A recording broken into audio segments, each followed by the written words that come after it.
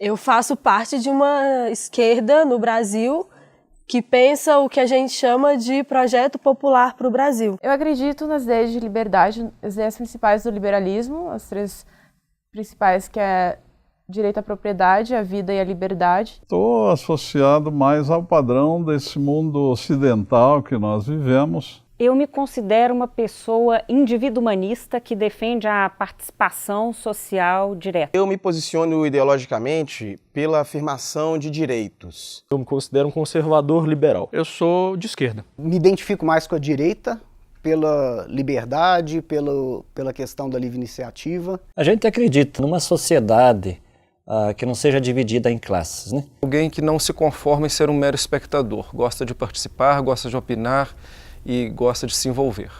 A gente quer que o pobre ele fique rico, a gente quer que o rico fique cada vez mais rico, a gente quer prosperidade. A gente acredita que através do livre mercado a gente cria essas possibilidades, a gente cria oportunidades para as pessoas. Ele libera o mercado, no caso, ou seja, menos impostos, não é?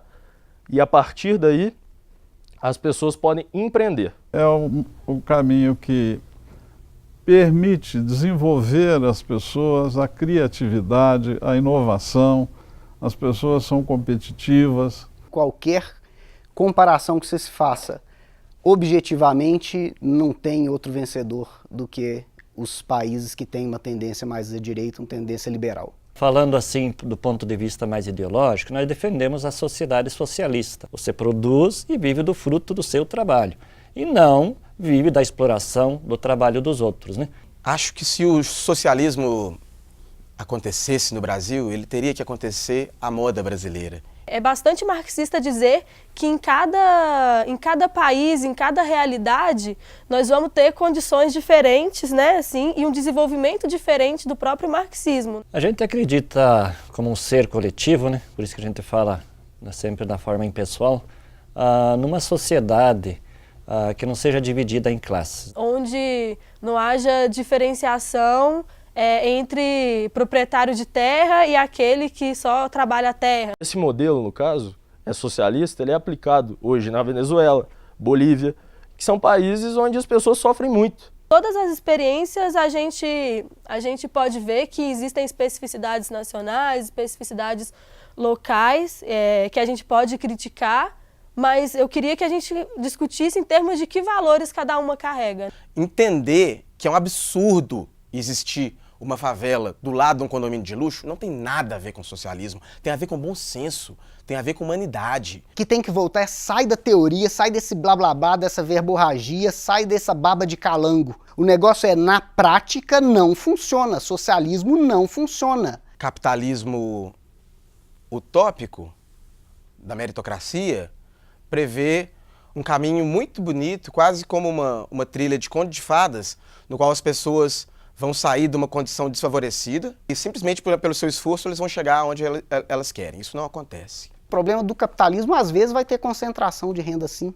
Mas você tem um contraponto a todo momento dentro das empresas, desses grupos, da sociedade, de todo mundo que faz a coisa manter no nível de igualdade. É muito comum hoje em dia nas redes as pessoas com uma desinformação histórica muito grande dizer, por exemplo, não existe direita, não existe esquerda no Brasil. É claro que existe. Nenhuma sociedade é de direita ou é de esquerda por sua formação. Ela é mais fruto dessa própria disputa, né, assim, que se coloca. Essa empatia de sempre pensar que você não é o centro do universo, que é importante você estender a mão, que é importante você ajudar a sociedade como um todo a crescer, ela é um pensamento eminentemente de esquerda, enquanto a direita ela pensa principalmente nos valores do mercado. A sociedade ideal para mim seria uma sociedade livre, onde você pudesse pensar, onde você pudesse escolher e onde você pudesse fazer as coisas que você acredita, sem ter nenhuma coerção, sem ter nenhum efeito colateral sobre as suas escolhas.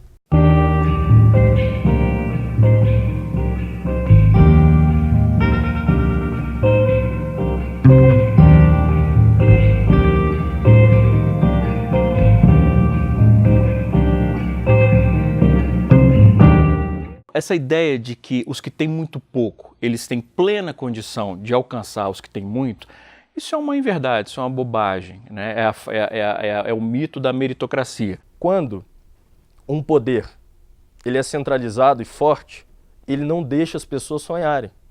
Ou seja, as pessoas deixam de viver os seus sonhos para viver servindo um governante ou a um Estado. A meritocracia, ela ignora que existe um contexto social que não permite que aqueles que têm pouco tenham sequer chance de conseguir subir do ponto de vista de padrão econômico. Eu acho que, nesse sentido, é importante que o Estado intervenha para deixar o jogo um pouco mais equilibrado, para oferecer um suporte para aqueles que nasceram em condições piores. É preciso, sim, que hajam políticas que permitam a inclusão de um número maior de pessoas que desfrutem desses benefícios do desenvolvimento. Mas isso tem que ser limitado. Isso não pode ser atividade fim. Cesta básica não pode ser atividade fim e ficar indefinidamente. Um Estado que consiga, de fato, colocar para o povo brasileiro, né, condições de vida melhores, condições de vida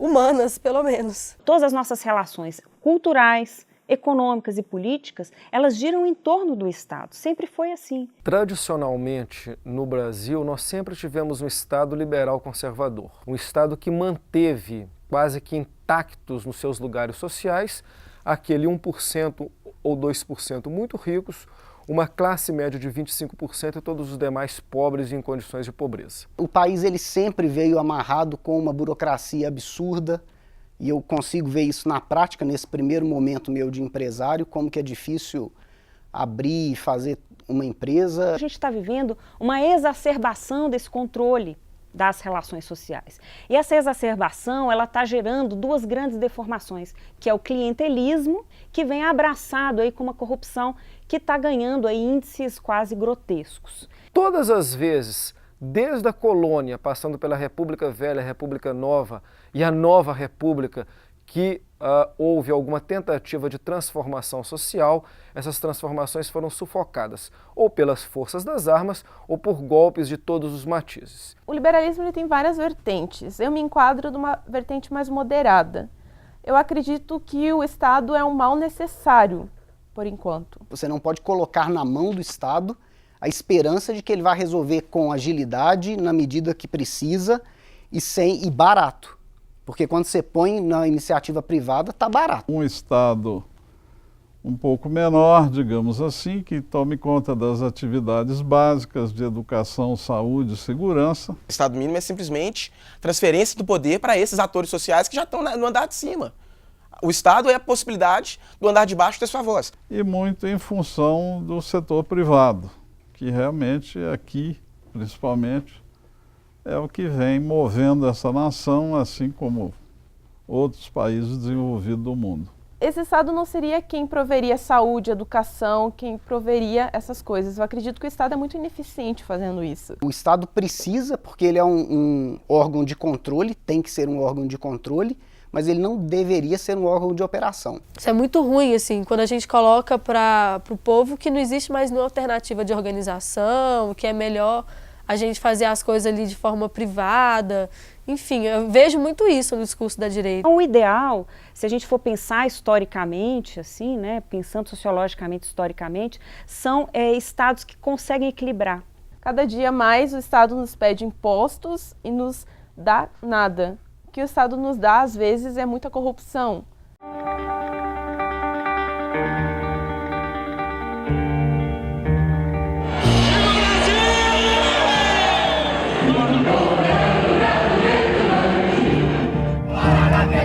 Leva Dilma com você!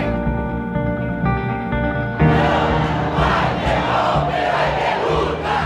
Dilma, guerreira da pátria brasileira!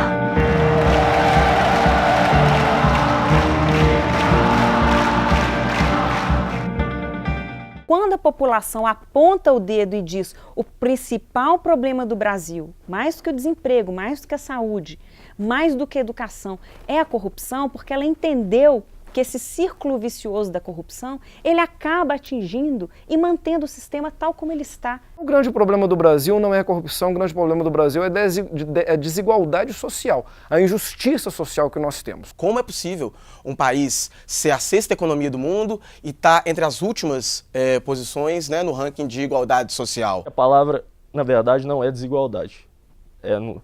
no caso, amenizar a miséria. A gente poderia dobrar o investimento em educação caso não fossem desviados 200 bilhões anualmente do governo brasileiro, ou seja, do dinheiro da população. As condições financeiras para ajudar essas pessoas que nasceram com menos condições, eu acho que tem que vir justamente daqueles que têm muito, sempre tiveram muito, através de taxação maior de grandes fortunas, etc. Uma das ideias que eu sou contra, porque eu acredito em meritocracia, acredito que as pessoas devem sim buscar cada vez mais dinheiro. Isso não as torna pior do que as outras pessoas. Acredito que parte de cada um buscar seus interesses. Eu não me importaria de ter menos do que outra pessoa. Não. Mas eu me importo em ter o básico. No Brasil, a grande corrupção não está no setor público, ela está no setor privado, porque justamente esse modelo do capitalismo especulativo e rentista produz toda forma de corrupção. Não é possível ter medo de incomodar banqueiro nesse país. Não é possível ter medo de incomodar sistema financeiro nesse país. Não é possível ter medo de incomodar dono de empresa de comunicação nesse país. A gente tem que começar, no caso, um movimento para baixa de impostos, que isso é muito importante ao mercado. Os impostos, eles só sufocam as pessoas, só sufocam os empreendedores. Esse país precisa de ser modificado. E nós não podemos ter nenhuma ilusão. Não são essas elites políticas, econômicas, intelectuais e religiosas que vão mudar essa realidade. Elas sempre se locupletaram dessa situação. A partir de quando as pessoas terem, no caso, espaço para empreender, os empregos vão ser gerados e essa situação ela vai acontecer.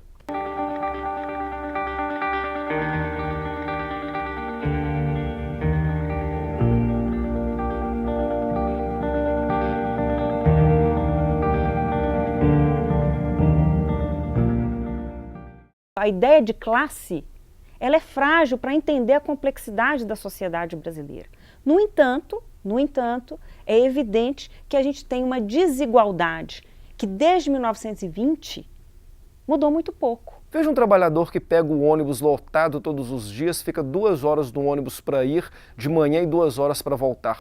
Ora, essa pessoa ela não pode ter a mesma visão de um burguês que anda de carro ou de helicóptero e pensa que o mundo é todo rosa. Essas categorias, se a gente for observá-las historicamente, elas serviram muito mais para nos separar, nos dividir, criar uma sequência infinita, indefinida de vinganças mútuas. Quando eu converso com qualquer pessoa, eu não analiso se ela é negra ou branca, se ela é homem, se ela é mulher, se ela é homossexual, heterossexual. Eu analiso ela como sendo uma pessoa que merece respeito, que tem os mesmos direitos que eu e tem os mesmos valores. Essa ideia de tentar manipular, reprimir ou não aceitar a diferença é uma ideia altamente autoritária.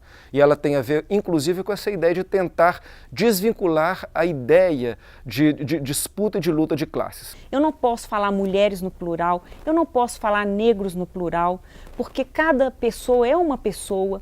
E o que nos une é um sentimento de humanidade. Se os negros querem estar dentro da universidade, eles devem estar dentro das universidades. Eu acredito que não tenha nenhum empecilho só porque eles sejam negros de estarem lá.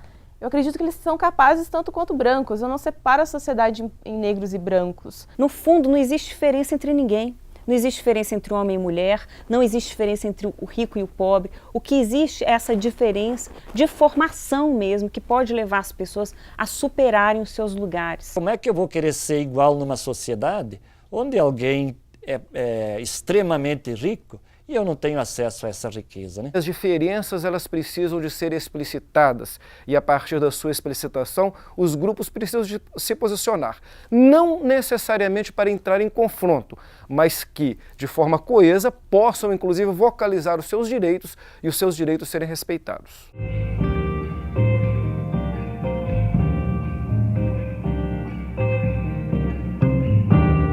A gente está aqui por ideais.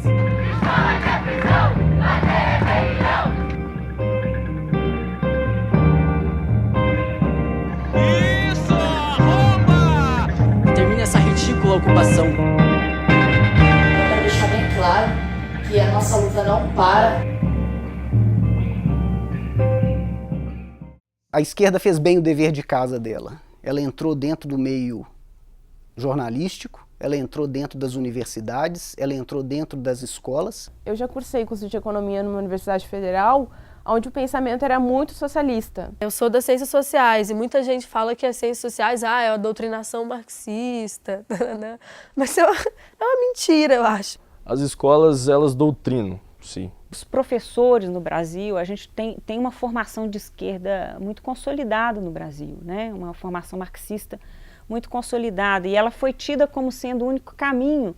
E eu acho que existem vários caminhos para a gente construir um país à esquerda. Eu não acho que a academia ela é majoritariamente uma academia revolucionária no sentido de transformadora e uma academia de esquerda. Ela é majoritariamente conservadora e de direita. Eu fui reprovada numa disciplina porque a professora me considerou ser uma pessoa muito liberal, no caso reacionária. Alguns, né, mestres e professores, eles têm uma tendência à esquerda e uma tendência autoritária, porque não apresentam outro ponto de vista. Na academia também a gente sofre, nas ciências humanas principalmente, a gente sofre um ataque muito grande também de ideias neoliberais, né?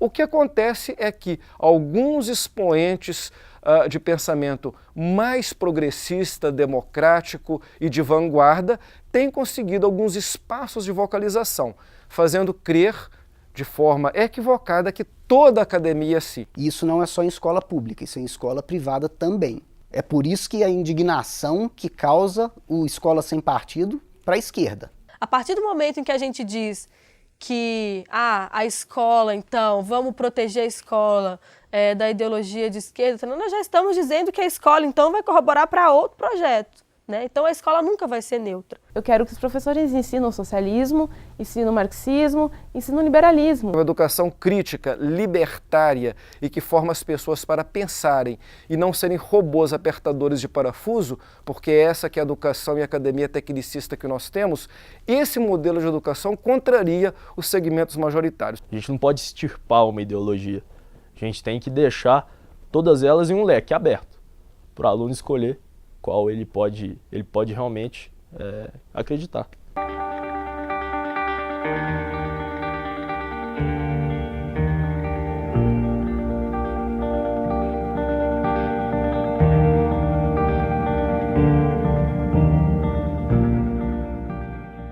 Uma das coisas mais interessantes de 2013 foi uma tentativa de um apartidarismo, ou seja, pensar a política para além dos partidos. Negar a existência dos partidos, a influência dos partidos na sociedade é uma ingenuidade muito grande. E eu acho que existe, por exemplo, a possibilidade da gente trabalhar sem partidos, que são as candidaturas avulsas, que existem em muitos países. Hoje eu vejo muitos partidos de aluguel, ou seja, um inchaço partidário, né? A gente tem muitas legendas. Talvez a gente poderia ter menos partidos, né? A partir do entendimento mais maduro de quem que está do lado de quê. O sistema representativo partidário, ele mais nos separou do que nos uniu. E ele corrompeu o sentido primeiro da democracia, que é a voz da população e a possibilidade da gente decidir. O sistema político está completamente corrompido, em que é necessário você ficar fazendo acordo aqui, acordo lá, né, para que você consiga governar e que não coloca, na verdade, o que seria um projeto de país, né? O que as pessoas, a opinião pública, a mídia, muitas vezes de forma enviesada, tenta transparecer que tudo é igual, é porque também a nossa esquerda está colonizada de interesseiros. E esses grupos interesseiros, por exemplo, no partido, são aqueles que têm mais poder e que aparecem mais. A gente precisa também construir algo totalmente novo a partir das bases, a partir de agora. Dentro dos partidos, dentro da forma como as candidaturas são lançadas, né? Dentro da forma como as lideranças existem. Quando você aproxima-se do partido, quando você é ativo dentro do partido, enquanto você fomenta essa participação, cria-se uma consciência muito grande em volta disso. Dentro do que a gente tem desse formato totalmente engessado da personalização, né? Do líder, da verticalidade, que é muito grande. Eu não acho que há espaço para mudança fora dessa participação. Eu acho que a gente consegue mudar. Aí eu vou botar,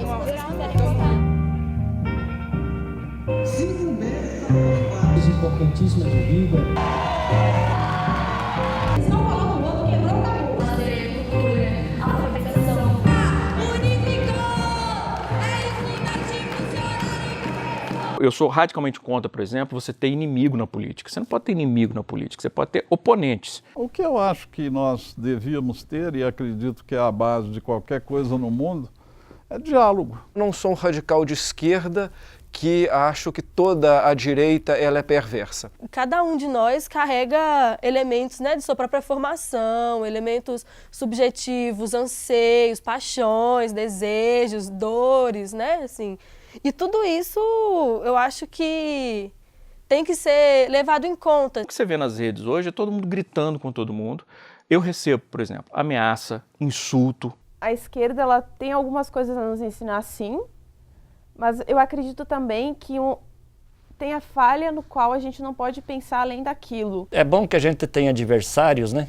Porque a gente aprende muito como não fazer. Tem algumas minorias que são reprimidas, que estão sofrendo, que têm sofrimento, o discurso da esquerda ela traz alento para eles. Eu, por exemplo, para mostrar que eu não sou um radical de esquerda, eu sempre cito a social-democracia na Europa do pós-guerra como algo como uma experiência exitosa. Só que a gente tem que manter a proporção. E aí a minoria não pode virar lei para todo mundo. Mas ele precisa ser acalentado. E esse contraponto ele é positivo, muito positivo.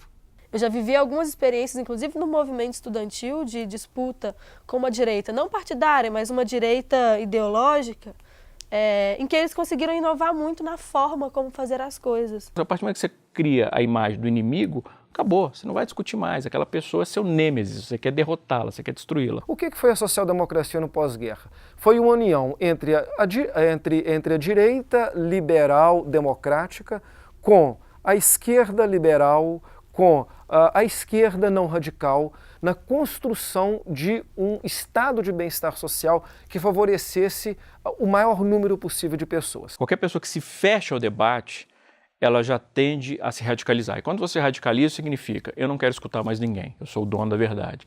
E ninguém é dono da verdade. O que é mais importante não é a riqueza, não é a concentração de renda, não é o dinheiro, não é o bem-estar individual, né? O mais importante patrimônio da humanidade são as pessoas. A política é a arte de unir as pessoas e não de separá-las. E as pessoas vão ter que aprender a se reunir outra vez, né, a desfazer esses ressentimentos através de um diálogo mais amadurecido. Ou seja, o amadurecimento vai surgir no próprio embate.